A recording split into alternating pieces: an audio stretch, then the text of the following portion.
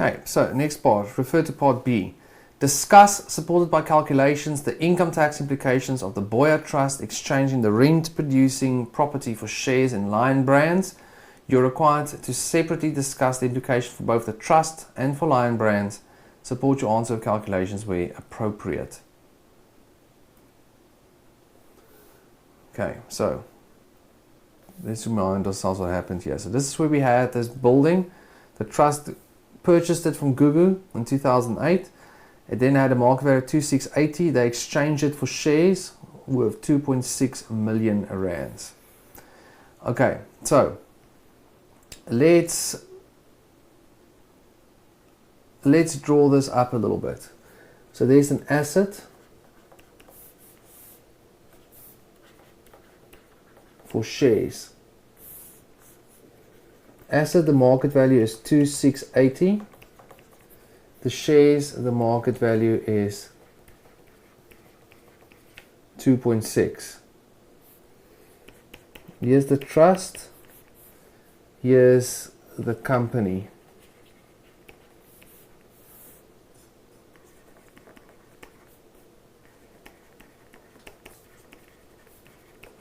The trust gives the asset for shares. The company gives shares for asset.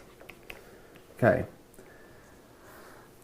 In both these cases, section 24BA will apply because it's not at arm's length. Why is it not at arm's length? Because the one is worth 2680 and the one is worth 2.6. If they were exactly equal, then section 24BA wouldn't apply. Okay, so this is basically what happens. The trust is treated as if they're selling this asset. How much did they get for selling this asset? What did they get? They got the value, they got those shares. So the proceeds is 2.6 million. The base cost of this asset is how much they paid for it, which is 2.5 million.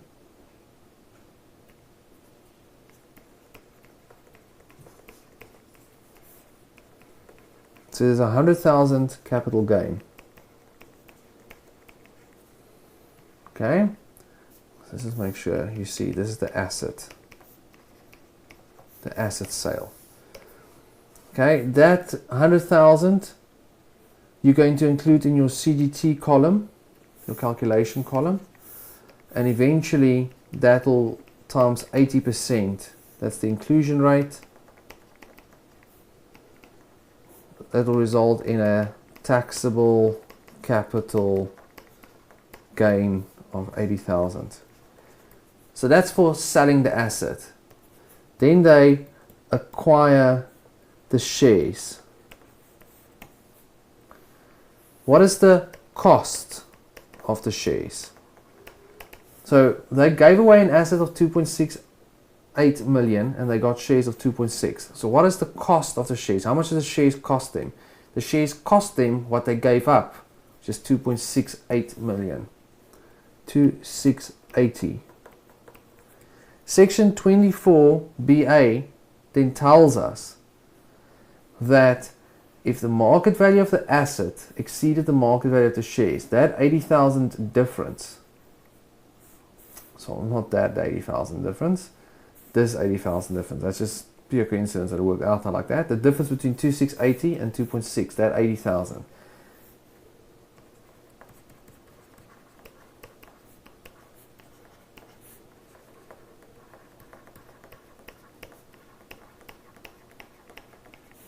That must be deducted from the cost of the shares, and then this is the cost of the shares.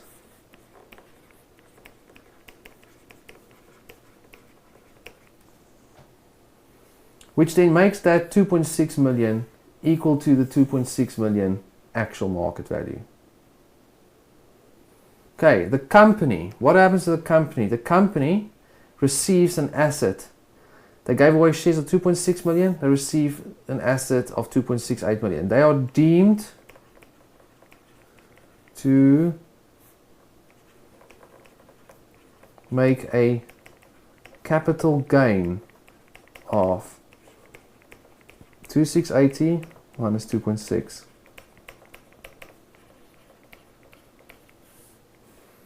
Okay, so that amount times 80% inclusion rate will have a 64,000 taxable capital gain.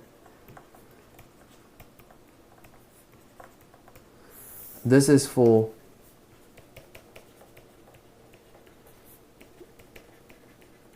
acquiring the asset. Right, this happens. For them, the cost of the asset is what? How much did they give up? They gave away shares of 2.6 million to get an asset worth 2.68 million. So the cost of the asset is the 2.6 million, how much they gave up. Section 24BA then says add the capital gain amount that you just calculated. Just that 80. Add that capital gain. Not the taxable capital gain, the capital gain, 2680.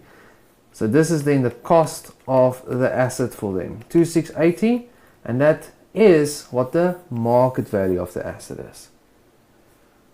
Okay, so just to take you through it, here we go. Boyer Trust, you can see they talk about all of those things we just spoke of, guys. And over here, the one thing I didn't talk about here is Boyer Trust is now acquiring the shares, and they're acquiring it as investment, so there's no deduction for them. It just becomes base cost. If they acquired the shares as trading stock, it would have been a stock deduction. The company is acquiring this asset to be used in the production of income, because they tell you in the question that they will give it for accommodation. Do you get any allowances on residential accommodation buildings for income tax? Yes, section 13.6. You get that 5% or 10% allowance if it's low cost residential housing. But section 13.6 is only if it's new plus unused, so that's already a problem. And it's also only if you have 5 units or more, and we only have 1 here, so there's no section 13.6.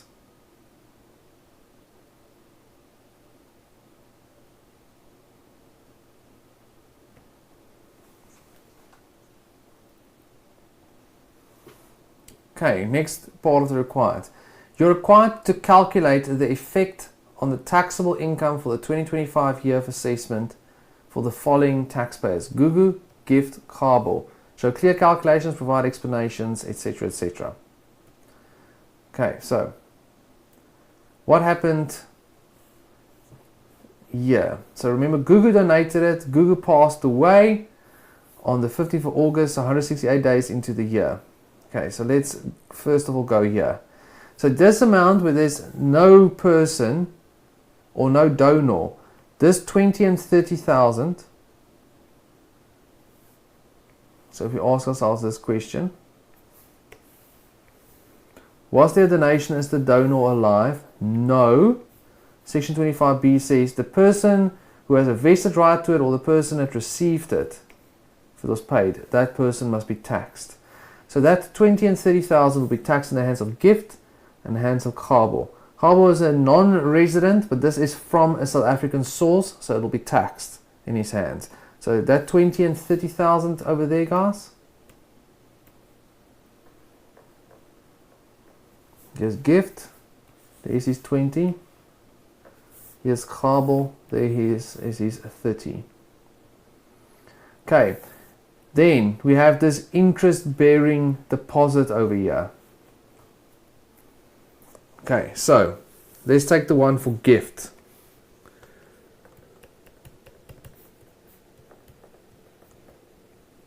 Sorry, 81,000. Alright, so Gift is a minor. So from the 1st of March,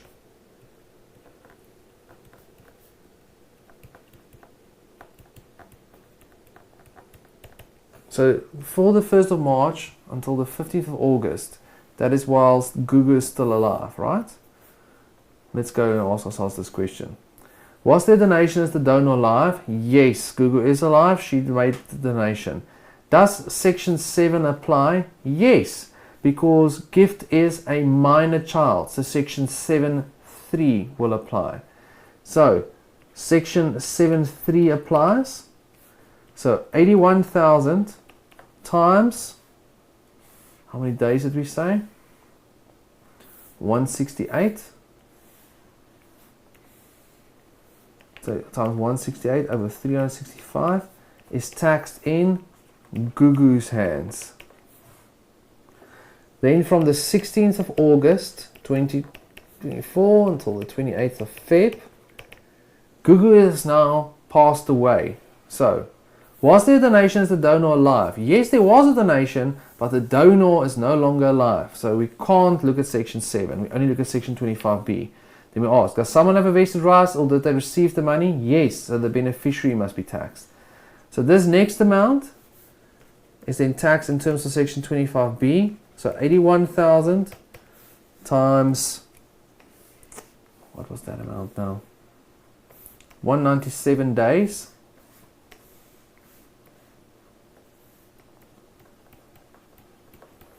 Is taxed in gifts hands.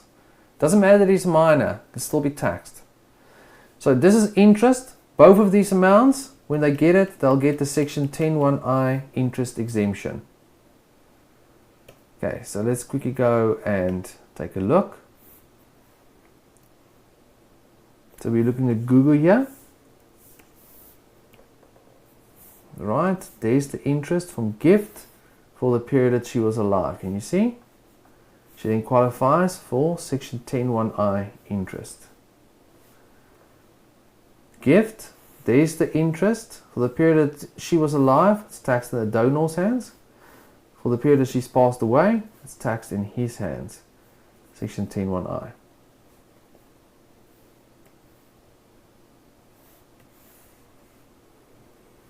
Okay, so that's that amount done.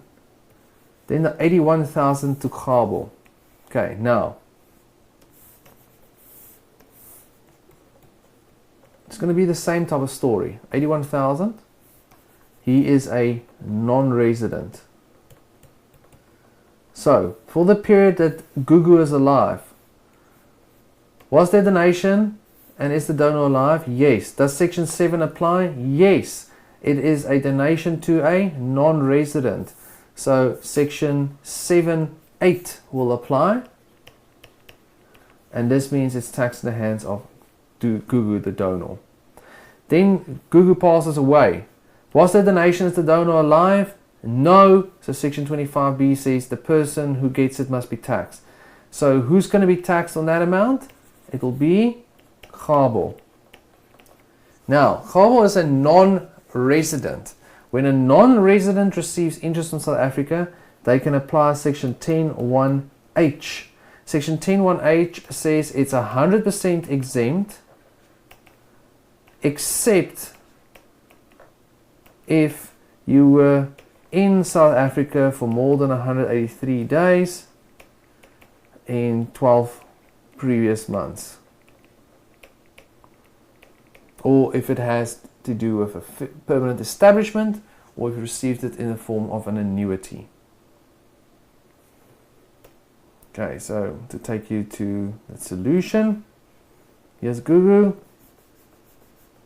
She gets that portion through section 7(8). Here's Gabo.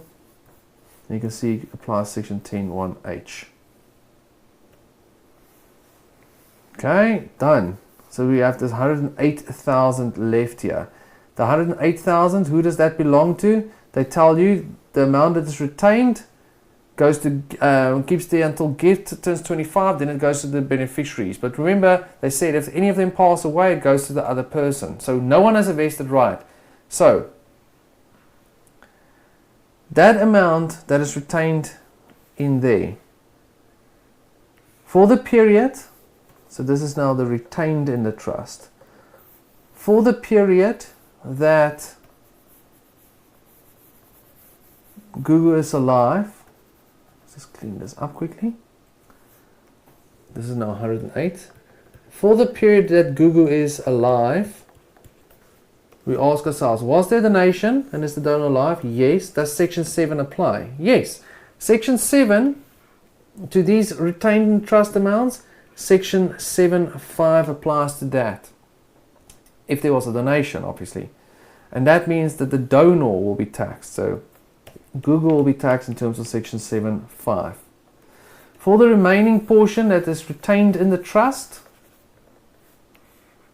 right, for this, the rest of the year, was the donation, is the donor alive? No. Who should be taxed on it? Does someone have a vested right? No. Was it distributed to someone? No. That's why it's retained. So who should be taxed on it? The trust should be taxed on it. So this amount over here, the trust will be taxed.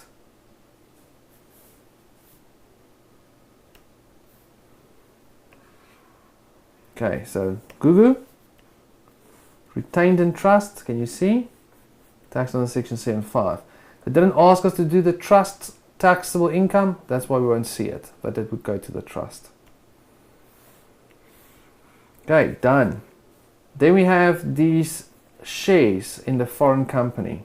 Okay, so these two amounts were paid or received by the people on the 1st of July when Google was still alive. So, was the donation, is the donor alive? Yes. Does any of the section 7s apply? That 2520 is to gift. Gift is a minor, so section 7(3) will apply to that first one. Right, the next one, to Gabo. Gabo is a non-resident, so section 7(8) will apply. So both those amounts, Gugu will be taxed on it. Okay, here's Gugu. Foreign dividend, on the 1st of July, can you see? She gets taxed on it. Then under section 10(b)(3), 25/45 of that amount is exempt. Done. Next one, Gugu has now passed away. So, was there a donation and is the donor alive? No.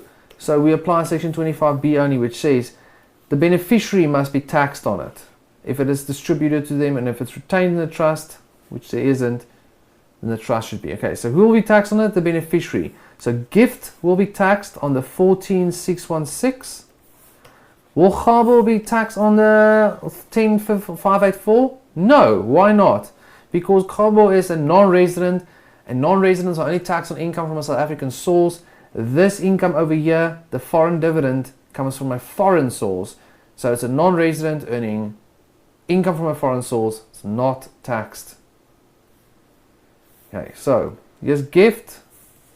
Foreign dividend, 1st of July, taxed in the donor's hands.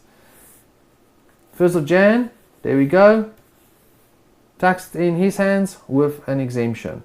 Gabo, not a South African source. Alright guys, that's it.